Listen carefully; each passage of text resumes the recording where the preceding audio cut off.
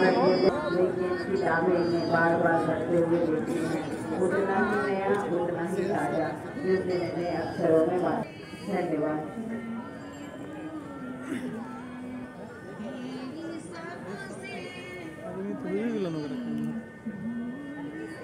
Hello, आप सभी को मेरा नमस्कार। मेरा नाम गोपेश अनुपम है और मैं कुछ कविताएं लिखता हूँ, अपनी कुछ बातों को व्यक्त करते रहता हूँ और आज मुझे एक मौका मिला है कि मैं आप सभी को कुछ बातें सुना पाऊँ।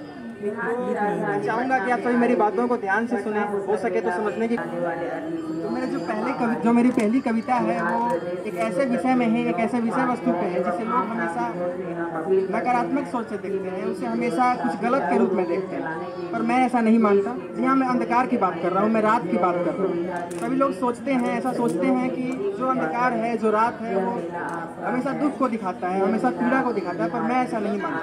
मैं ऐसा सोचता हूँ कि हमें रात में और अंधकार में काफ़ी कुछ सकारात्मक दिखता है और काफ़ी अच्छी बातें मिलती हैं। तो इसी के विषय में मेरा एक विचार है, मेरी एक कविता है, उसे आप ध्यान से सुनेंगे। ये रात का अफसाना है, ख्वाहिश तो वही पुराना है, तुम सवेरा खोजते हो, मुझे तो अंधेरों में ही रह जाना है। ये निशा नहीं मेरी कलम है, दर्द जख्मों पे जैसे मरहम है, घनघोर तिमिर से नाता सा है, जब कोई पास बुलाता सा है। उजियारे से मुझे गिला नहीं है, ऐसा नहीं दिन से कुछ मिला नहीं, पर ये अंधेरा मुझको भाता है, मेरे सोए जज्बात जगाता है। तोड़ न दे मेरा ख्वाब ये सवेरा, इसलिए ताकता रहता हूँ मैं हमेशा अंधेरा। मतलब मैं रातों को सो नहीं पाता हूँ क्योंकि मुझे ऐसा लगता है कि कहीं ये मेरा ख्वाब कहीं टूट न जाए। सवेरा होते ही मेरा ख्वाब तो टूट जाएगा, इसलिए मैं सो नहीं पाता। मेरे साए भी छोड़ जाते हैं मुझे अंधेरे में, मेरी परछाई तक मेरे साथ नहीं रहती मेरे अंधेरे में, पर मैं रहता हूँ, मेरा वजूद रहता है। शायद आप भी रहते होंगे, क्योंकि जो ये रोशनी होती है, जो ये दिन होता है, इसमें हमेशा व्यक्ति कुछ छिपाता है, कुछ ऐसा करता है कि लोग उसे अच्छा समझे, पर अंधेरे में तो ऐसा नहीं होता। आप सभी कभी कुछ नहीं छुपाते होंगे, आप हमेशा अपने नए वजूद में रहते होंगे, आप हमेशा अपनी असलियत में रहते होंगे। तो मेरी कविता इसी के लिए है कि तोड़ न दे मेरा ख्वाब ये सवेरा, इसलिए मैं ताकता रहता हूँ अंधेरा। मेरे साए भी छोड़ जाते हैं मुझे अंधेरे में, पर मेरा रह जाता सच्चा सा वजूद, और वही रहता बस अंधकार में मेरा। खैर, अंधकार की तो बात हो गई, पर एक और भी वस्तु है, एक ऐसा में लोग हमेशा गलत सोचते हैं। एक चुप रहने वाला व्यक्ति, एक खामोश रहने वाला व्यक्ति, जिसे लोग हमेशा कमज़ोर समझते हैं या फिर घमंडी समझते हैं, पर मैं भी ऐसा नहीं समझता, क्योंकि सभी की मानसिकता अलग होती है, सभी लोग कुछ और सोचते हैं, पर मैं हमेशा कुछ खराबी में, कुछ गलत चीज़ों में अच्छी चीज़ों को खोजना पसंद करता हूँ। इसलिए एक खामोशी के ऊपर, एक खामोश व्यक्ति के ऊपर मेरी कविता है, मेरी रचना है। अल्फाज है गुमनाम सा, एक अधूरी दास्तान सा, इबादत बिन लफ्जों के उस शख्स पे इल्जाम। नीरवता जिसकी संगी है, नीरवता मतलब शांति, चुप्पी। नीरवता जिसकी संगी है, जग माया का नहीं जो बंदी है, डिगा नहीं जो तूफानों से, कब दूर हुआ अपनी राहों से। उसकी आदत मगरूर क्यों, मगरूर मतलब घमंड होता है, मतलब जिसे लोग घमंडी समझते हैं। उसकी आदत मगरूर क्यों जिसके पास खामोशी है, उसकी जिह्वा मजबूर क्यों जिसमें अनंत शांति सी है। दिल में उसके दर्द भरा है, फिर भी वो बस मौन पड़ा है। उन्मुक्त है वो खामोशी में, बस उर चिंतन के मदहोशी में। मतलब वो बस खुद के बारे में सोचता है, उसे फर्क नहीं पड़ता कि लोग उसके बारे में क्या सोचते हैं।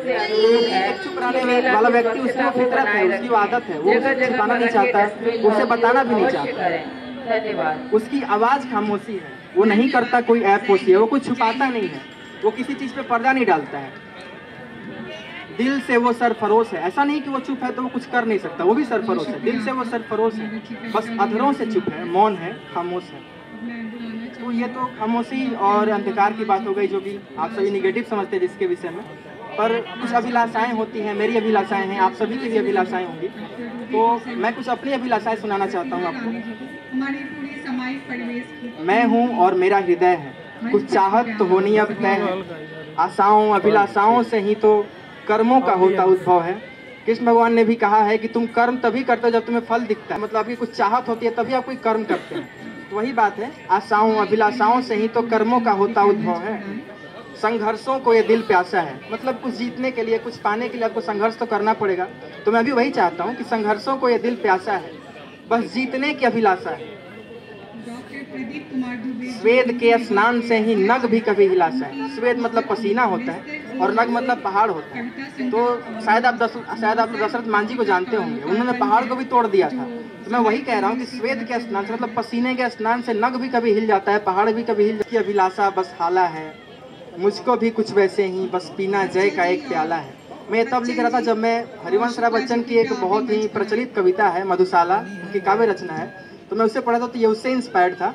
उसमें था कि हमेशा साकी मधुशाला की ओर जाने के लिए तत्पर रहता है, हमेशा उसके लिए वो आतुर रहता है। तो वैसे ही साकी जैसे जाता मधुशाला है, उसकी अभिलाषा बस हाला है, मुझको भी बस वैसे ही पीना जय का एक प्याला है। भीष्म सी संकल्प शक्ति, ऋषियों के जैसी विरक्ति, गंगा सा पवित्र विचार हो, मेरी अभिलाषाओं का बस संदर्भ साकार हो। नहीं चाहिए सुख जीवन में, नित्य बाधाएं हो सुलझाने को, अभिलाषा तो है इस मन में, खुद मिसाल बन जाने को। पर जब आप मिसाल बनने के बारे में सोचते हैं तो आपको काफ़ी कुछ छोड़ना पड़ता है, काफ़ी कुछ त्याग करना पड़ता है। शायद आपको आपके परिवार को छोड़ना पड़ता है, आपके दोस्तों को छोड़ना पड़ता है, आप अकेले से हो जाते हैं। और जब आप अकेले होते हैं तो ऐसा नहीं कि आप हमेशा दुख में ही रहें। अकेले में आदमी बहुत कुछ सोचता है, काफ़ी कुछ चीज़ों से रूबरू होता है। तो मैं भी अभी आजकल अकेले ही रहता हूँ, तो मुझे भी कुछ ऐसे ही भाव आए, कुछ ऐसे ही विचार आए, तो उसके ऊपर मैंने एक कविता लिखी है। मैं वो ख्वाबों में उड़ रहा हूँ, अपनी तन्हाइयों को सुन रहा हूँ, रात की चादर को ओढ़े सिसकियों में ठिठुर रहा हूँ, खुद अलाव बन के ठंड मिटाता हूँ, बेवजह अकेले ही बहुत मुस्कुराता हूँ, आईनों को तो घंटों तक ताकता हूँ, फिर भी मैं खुद को कहाँ देख पाता हूँ। मेरी दुनिया मेरी परछाइयों तक सिमटी है, आवारगी तो बस सांसों में लिपटी है। अब क्या कहना इस जहां से, जब कलम खुद ही बातें करती है। तो जब आप अकेले होते हैं तो शायद कलम कागज वही आपका साथी होता है, वही आपको एक मजबूती देता है, वही आपसे बातें करता है। ये कोई गलत बात नहीं है। तो ये अच्छी बात है कि आप अपने कलम को अपना जरिया बनाएं, अपने कलम से सबको पहुंचाएं। पर ऐसा भी है कि अब लोग सुनते नहीं हैं आपको, आपकी बातों को नहीं समझते हैं। आपको लगता है कि आपके शायद माता पिता भी आपको नहीं सुन पाते, पर ऐसा नहीं है। वो लोग सुनते हैं। पर अगर आपको कभी ऐसा लगे तो आप भी कुछ लिखें, आप भी कुछ सोचें। जैसे कि मैं एक कविता लिखा था जब मुझे ऐसा लग रहा था कि कोई मेरा साथ नहीं दे रहा है, मैं अकेला सा पड़ गया हूँ। कलम उठाना मजबूरी है, अब आंसू कौन समझता है, कागज से कहना जरूरी है, अब खामोशी कौन पढ़ता है। सब माया के मत वाले हैं, निज काया के रखवाले हैं, सब भाग रहे सुख पाने को, जीवन में मौत मनाने को। भावुकता अब मर रही है, लिप्सा की अग्नि जल रही है। लिप्सा मतलब बस लालच होता है। धूमिल हो रहे विचार सारे, डूबते जा रहे जज्बातों के सारे किनारे। छल छद में यहाँ सिंधु सा है, मतलब छल धोखा सब यहाँ तो समुद्र के बराबर है। अब सत्य बस बिंदु सा है, बस द्वेष की ही भावना है, करुणा तो मात्र कल्पना है। जग है एक मझधार सा, ये मैंने कुछ सोच के लिखा था कि जो दुनिया है वो एक ऐसी जगह है जहाँ समुद्र के बीच में आप कहीं चले गए और वहाँ के बाद अभी कुछ दिख नहीं रहा है। जग तो एक मझधार सा है, जीवन उसमें नौका विहार सा, मतलब आपकी नौका है, आपका नाव है और आप किसी समुद्र के बीच में अकेले हैं। आत्मा जिसकी केवट है और आपकी जो आत्मा है वही उसको चला पा रही है। और विचार पतवार सा, और जो आपके विचार हैं वो उस नाव के पतवार हैं जिसके जरिए आप उस नाव को चला पा रहे हैं। पर आज के संदर्भ में मैं ये कहना चाहता हूँ कि केवट को अब जगाना होगा, मतलब आपको अपने अंदर की आत्मा को फिर से जगाना होगा, पतवार को फिर से लाना होगा, मतलब आपको अपने विचारों को फिर से लाना होगा, इस माया के मझधार से नौका को पार कराना होगा। तो खैर ये सब तो मेरी बातें थी, पर मैं एक आपके लिए कविता प्रस्तुत करना चाहता हूँ। शायद आप भी कभी ऐसा होता होगा कि आप बहुत ही ज़्यादा दुख में रहते होंगे, किसी पीड़ा में रहते होंगे, तो उस समय आपको लगता है कि मैं अपनी मंजिल को नहीं पा पाऊंगा, मैं अपने लक्ष्य को नहीं पा सकता।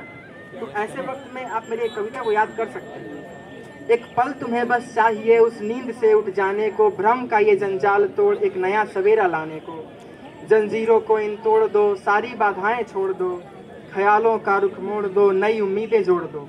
वक्त का स्वामी फिर खुद बनो, कर्तव्यों को बस सिद्ध करो, भूत भविष्य की परिकल्पना को त्याग कर आगे बढ़ो। सर्वस्व निछावर कर दो तुम, लक्ष्य को बस पाने को, कुछ और नजर आए नहीं इस राह में भटकाने को। तुम नया सवेरा लाओगे, लक्ष्य भी पा जाओगे, संघर्ष से तुम तब कर नज़ीर एक बनाओगे। नज़ीर मतलब मिसाल होता है कि शायद आप अगर संघर्ष करेंगे, आप कुछ बहुत ही बड़ा करने के जब रास्ते पे रहेंगे तो आपको काफ़ी कुछ संघर्ष मिलेगा, आपको काफ़ी उसमें तपना पड़ेगा। बट आप संघर्ष से तब के तभी आप एक नज़ीर बना पाएंगे, एक मिसाल बना पाएंगे। धन्यवाद। आप सभी से मिलकर बहुत अच्छा लगा कि आप सभी ने मेरी बातों को सुना। बहुत बहुत धन्यवाद।